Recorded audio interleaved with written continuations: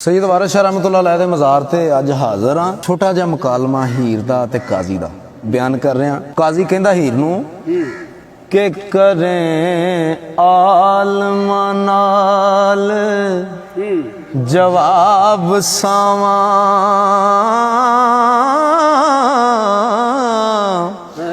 नामाकूल मजहूल मुरतद हीरे वेखण आलमा दा ज़ियारत नबी दी हो जेड़े होण मुनकर सोयो रद हीरे उच्चा कोट है शरा मुहम्मदी दा ओ लिंग तोड़ सट अपना हद हीरे आप गफलतां दे विच डुबियां तो ते खो कत के गाली होई जद हीरे जिन्ना नस हदीस तो तर्क कीती ओ खास मरदूद अशद हीरे ते शरा नबी तो जान कुर्बान कीती हो सीस कटे आशा सरमद हीरे ओ शरा नबी वल्ला जिन्ना मुंह फेरे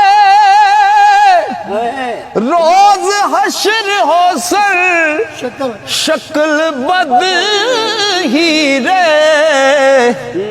वारिस शाह की अमल वखाब से तू हो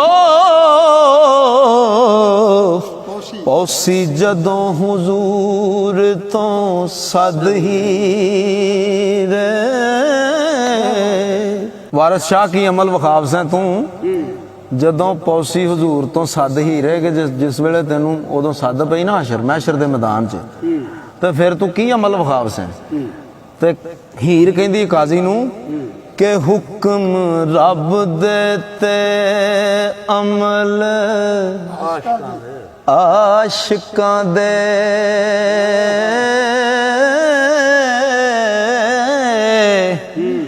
नाफरमानियां काजियां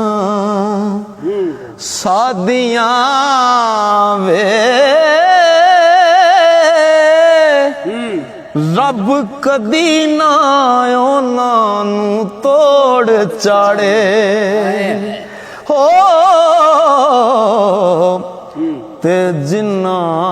मलियां बे मुरादियां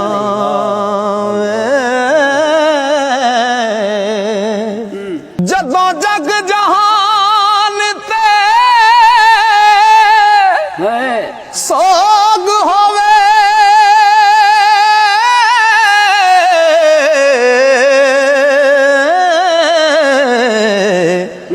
तदों काजियां दे करी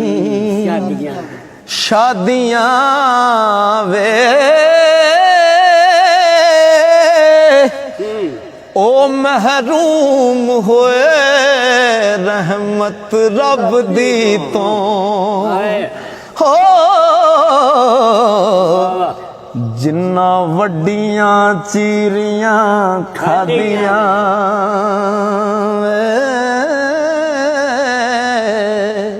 शक्ल माम नदी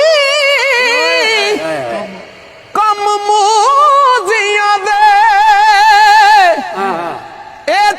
असल शैतान दियां वदियां वे जिस दगे फरेब ते लक बदा हो मुड्डों ला सब आद जगा दियां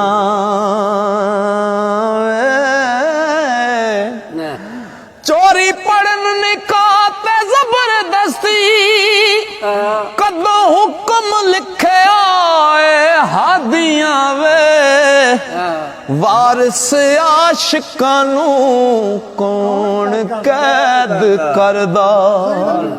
ਓ ਜਿੰਨਾ ਬਖਸ਼ੀਆਂ ਰੱਬ